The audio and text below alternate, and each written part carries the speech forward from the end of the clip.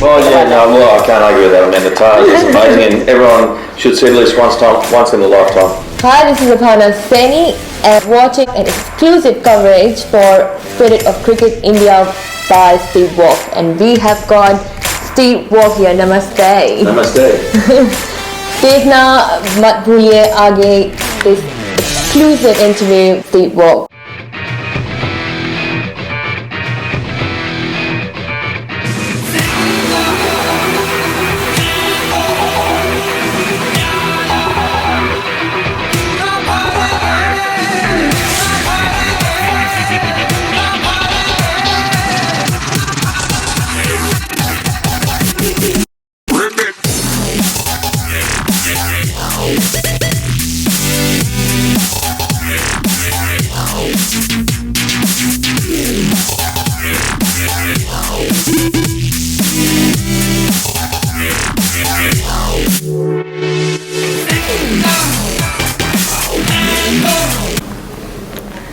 Hi, you're watching Cricket Conversation with Aparna Seni, and look where we are and who have we got here. Steve Walk, Born to be Extraordinary. We're going to talk a lot about his book today. Thank you to join us today, Steve. No problem, my pleasure. So tell me, what made you do this book? Well, it was something I'd always really wanted to do. I've been going to India for 30 odd years now as a cricket player, and then in business and charity, and I've always been fascinated by why the people of India love cricket so much. Why is it a religion? And I wanted to go in India with a camera and try and capture it through my eyes, through the lens of the camera, because I never really had the opportunity to get off a team bus and to go walk down the streets, or to go where I wanted to get to see where the games were being played on the streets or in front of the mountains or wherever it was. It seemed to be a game of cricket, but I could never get in close and capture that moment. So after being retired for 15 years, I thought I could go back there, and I wouldn't be sort of swarmed upon every time I jumped outside the bus, and I'd have the freedom to go and take these incredible photos. So it was a project that I sort of hatched maybe 30 years ago. So what was the difference that you think when you were touring India, when you were playing matches there, but this experience, what's the difference? Like, what changed your mind, what changed your side? Well, what was the difference? I'd always wanted sort of a bit isolated and insulated from the real world. I mean, you get to the airport, you get on the bus, you go to the hotel, you go to the ground, you go to the same restaurants at night in the five-star hotels, and you don't really get to meet the people and get a feel for what's going on down at street level. You don't really catch the vibe or how people live their daily lives, and that's something that interests me. I'm inquisitive by nature and curious, and I wanted to get out there and experience what real life is about and meet people on the streets and just seeing how they go about their everyday life. So for me it was a big difference, because as a professional cricketer you don't really see the real India, and that's what I wanted to capture in this project. I wanted to capture the spirit of cricket, but also the spirit of the people of India came through in this book. That when I started taking photographs, I was sort of trying to make a connection with the people, and when you do that you get a better photograph. I have heard you said that every time you will take a photo you had to play a game or promise them a game. How many matches did you end up playing? Well, it's the most cricket I've played since I retired, because I hadn't played a lot, but yeah, once people recognised who I was, and sometimes it took a little bit because younger kids weren't born before I retired, so it took one of the elder people or someone watching say, "Oh, that's Steve Waugh, the former Australian captain." And once they did that, they wanted autographs and photographs, and they wanted a game of cricket. So the give and take was, I said, "Look, just go about your normal business and keep playing, because I want to capture you guys in a natural environment. But after that, we'll have a game of cricket." So end up playing cricket pretty much on the beaches, Juhu Beach, and the locals clean bowled me, and they went berserk, pulling up in the streets in Calcutta and having a game with the locals there. Wherever we were, we ended up having a game of cricket, and I really enjoyed that experience, because it took me back to my youth, where you just played and you didn't think too much about it, and you made up the rules, and it was just about having a game with your mates, and that's what I felt like when I played cricket in India. So playing from stadiums to playing on the street. Yeah. Massive difference. What's the funniest thing that you played with a bat, like that wasn't a bat? Well, I was probably more successful playing professional cricket than playing gully cricket, because I get knocked over. But you play with stumps and little mini bats and pretty much whatever they had, the kids. And the balls sometimes were plastic, sometimes they were sort of rubber and they're half chewed. It was just whatever they could get their hands on, you turned to that in a game of cricket. I remember in the Rajasthan desert, we were playing with a family in their village there, and they had it was just like a was basically a stick, a crooked stick, and just and a half mangled ball, and we somehow managed to play a game of cricket in that situation. And the stumps were a couple of bricks, I think, and it was just whatever they could cobble together, and let's go and have a game of cricket. Wow. What are these photos here? I love that one. Yeah. That woman one. How did you end up clicking that one? Well, yeah, the woman was just again this.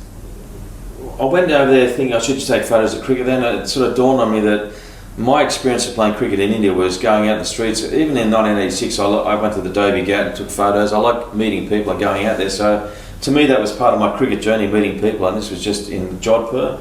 And this lady was had this incredible face where you see that she's been through a lot in her life, a lot of life experiences. And she was there with the old coal iron where they have the hot coals inside, and this enormous heat radiates from the iron, and this whole cast iron.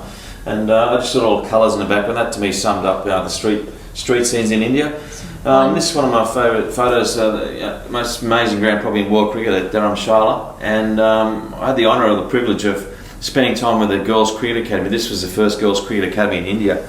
And there were two teams there playing. They put on a game for us, and I got these amazing big pictures. But then I also went down, and in the book you'll see quite a few photos where I'm in close with the players taking photographs. And I mentored both the team captains, and we stopped at times during the match, and I talked to the captains and about the cricket. They were just so desperate or so inquisitive about my knowledge that they just soaked it all up. And I remember one of the girls, I told her, look, why don't you change the field a bit and maybe don't go for a traditional field, maybe have a catch and cover or catch and mid-wicket, have a think about maybe taking your slips out. The next over she made all these field changes, and all of a sudden the batsman hit a shot to cover, and the girl was caught in the covers, and she created basically a wicket by changing the field around, and she was so excited that it actually worked what I was telling her. So I enjoyed with the girls. Their skill level was incredible, and the future of Indian cricket, women's cricket, is definitely on the up, because they have enormous skill, and they now know that there's a pathway to being a professional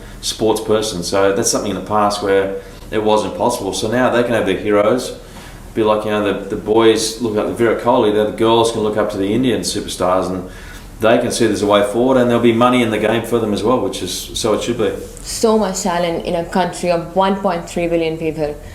What do you think, what could be changed to get the women cricket out there? I mean, well, I think it's just exposure, and I think if the men have got a big role to play. I think the men's cricket team have got to every time they get a chance to champion the women's side, they should mention it and they support it. And I think corporates really have got a responsibility too, not just to have males as their front person for their products. Why not have some of the girls? I know in Australia, Elise Perry and Alyssa Healy have profiles are just as high as the men's side. So it just takes one of the girls to break through, and all of a sudden the market. Well, the corporate people realise that these girls are very marketable, and half the population is women, so why not have them promote the products? Exactly. Well, very down to earth person, I must admit. That has been an absolute pleasure.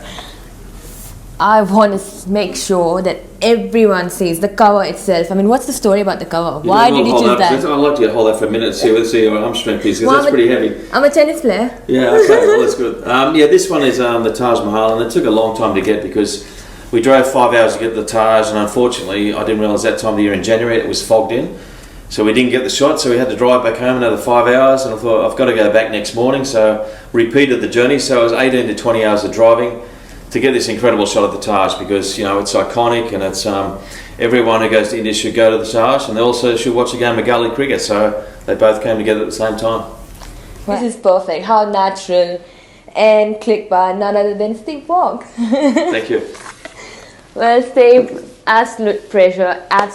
Where can people get access in India? Thank you. Look, I've had quite a few people buy them already, but they can contact my website, stevewaugh.com. I personally guarantee that I will pack the book into the box, seal it up, and send it off to your address in India, with my wife doing the work as well. Handbag. All my audience, I'm going to say in Indian language. Well, please, ye book stevewaugh.com.au. You can order that on that website. Had a book handbag by none other than Steve Waugh itself. So even the text, I would not even reuse it. I'll put it on my wall. I'll be too messy to reuse, but yeah, thank you anyway. Well, that's Steve Waugh, and Thank you very much for your time today. It's a Great, pleasure. thanks very much. Cheers. Thank you. Thank you for watching Conversation with Aparna Seni and none other than exclusive interview on Spirit of Cricket India with Steve Waugh.